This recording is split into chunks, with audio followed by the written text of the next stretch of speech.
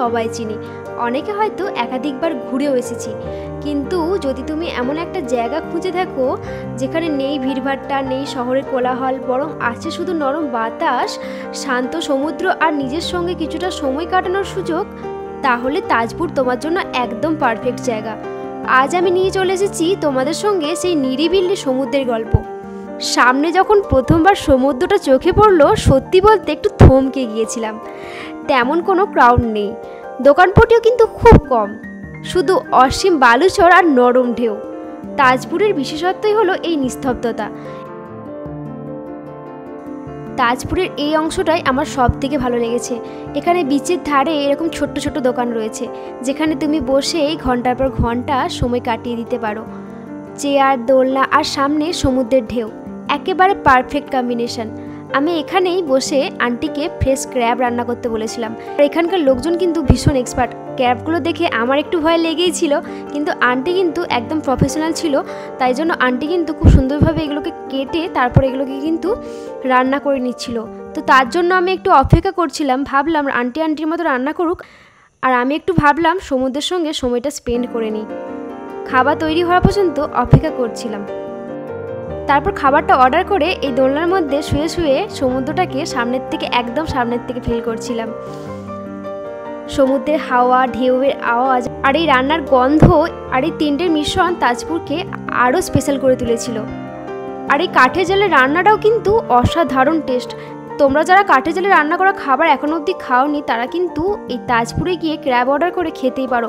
অসাধারণ টেস্ট লাগে গাইস, তোমাদেরকে আমি সিরিয়াসলি বলছি। ক্র্যাব তো রেডি হয়ে গেছিলো, এরকম গরমা গরম ক্র্যাব। দেখো ক্র্যাবের লেগগুলো খাচ্ছিলাম, এত সুন্দর টেস্ট, ওফ কি বলবো। আমার কিন্তু ক্র্যাব খেতে ভীষণ ভালো লাগে। কারা কারা আমার মতো ক্র্যাব লাভার আছো অবশ্যই কিন্তু কমেন্টে জানিও। আর সত্যি কথা বলতে ক্র্যাবটা কিন্তু খুব ভালোই বানিয়েছিল, খুবই টেস্টি হয়েছিল। খাওয়ার শেষে এই কুলফিগুলো যাচ্ছিলো, কুলফিগুলো দেখে আমি কিন্তু আর লোভ সামালতে পারিনি, ভাবলাম একটা নিয়েই নিই। তো একটা কুলফিও কিন্তু নিয়ে নিয়েছিলাম, খেতে কিন্তু খুবই টেস্টি ছিল।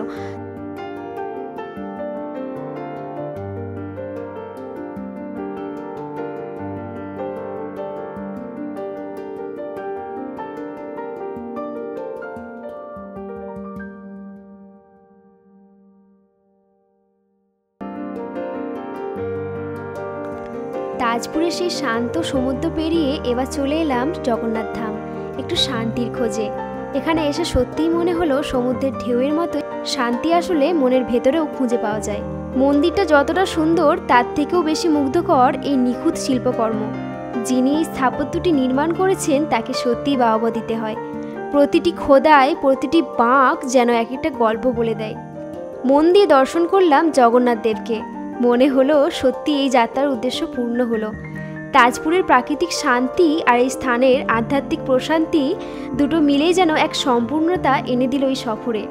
এরপর ওখান থেকে চলে এসে সমুদ্রটাকে দূর থেকে অনুভব করছিলাম, আর সঙ্গে কিছু স্ন্যাক্স নিয়ে নিয়েছিলাম।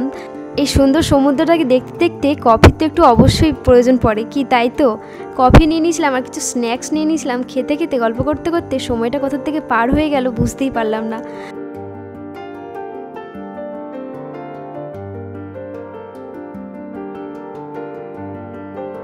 তো আজকের ভিডিওটা এখানেই শেষ, দেখা হচ্ছে নেক্সট ভিডিওতে।